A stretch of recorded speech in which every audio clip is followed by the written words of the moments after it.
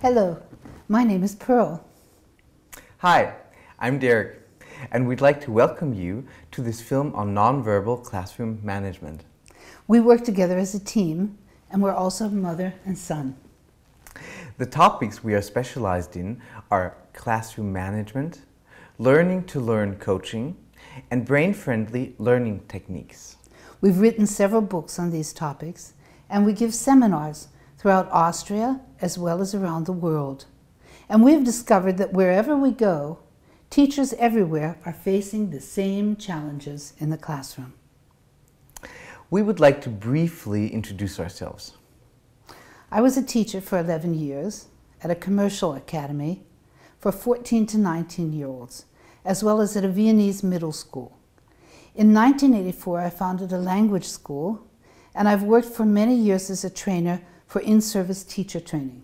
And you?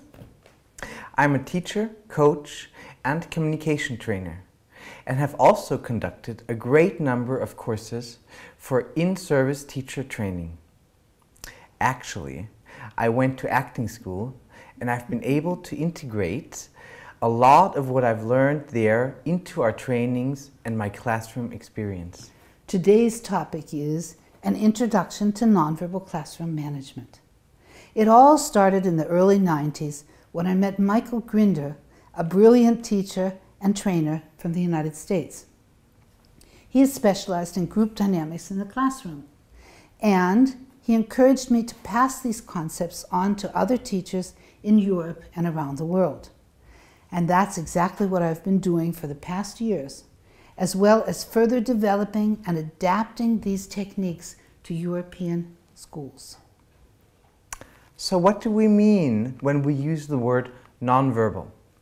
We mean gestures, facial expressions, posture, movement, and of course, the way I hold and move my body affects my voice. For example, I can use an inviting voice or a credible voice.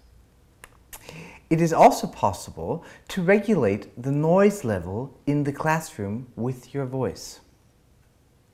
Nonverbal also includes the peripheral information, the appearance, the sounds, and the atmosphere of the classroom itself. And, last but not least, it is the location, in other words, where you stand or where you sit in the classroom. Further topics which are part of nonverbal classroom management are, for example, getting a group's attention at the beginning of the lesson and keeping it. Getting the attention of the group and of individuals during the lesson. Nonverbal techniques such as getting kids to raise their hands and waiting to be called on during the teaching phase of the lesson. Making elegant transitions from the teaching phase to seat work. Anchors and proactive measures, to nip bad behavior in the bud and avoid the need to discipline.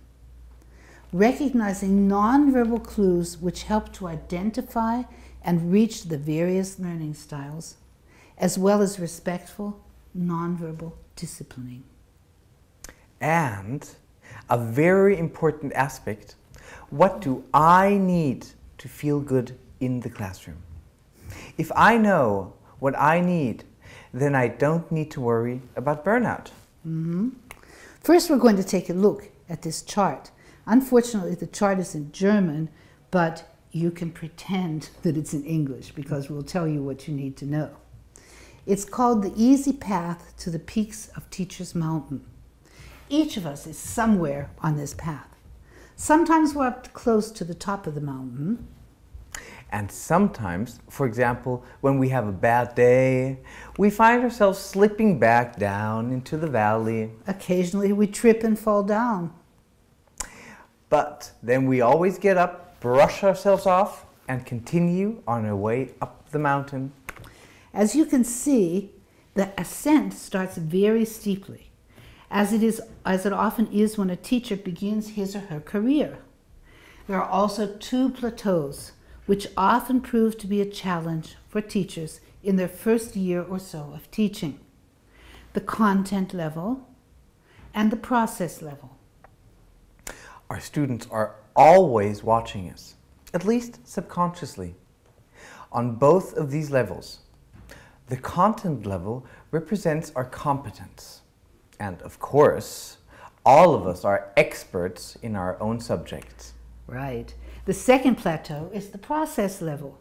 We express this through our aura of positive natural authority. Our students recognize our self-confidence, or our lack of it, within seconds of our entering the classroom. If you have it, you're in luck. And if you don't, you can learn it very easily.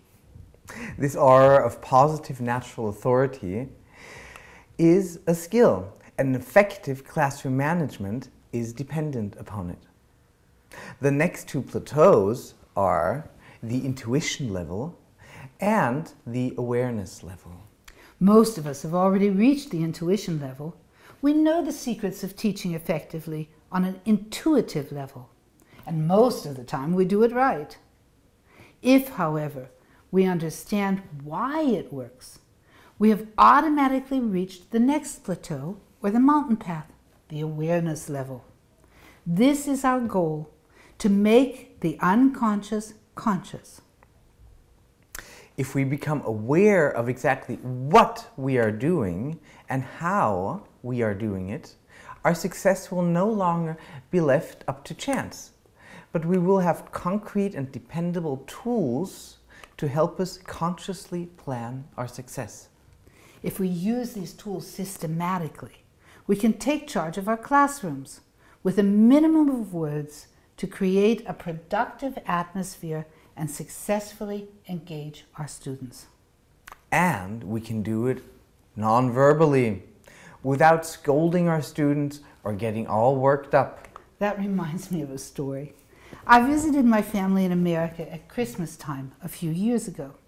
One evening, my brother said to me, "You'll never guess who I met on the street today. Your high school math teacher." "Really?" I said. "Is he still around?" "Yes. First he asked me how you were doing in Austria. And then he asked, and has she learned yet in which direction she should face when sitting on a chair?" We laughed out loud at this. I was famous when I was in school for chatting with the person behind me, to the right or to the left of me, or occasionally I even chatted with the person on the other side of the room. I very seldom sat looking straight ahead at the teacher. He continued saying, "And now whenever I say turn around, I think of your sister."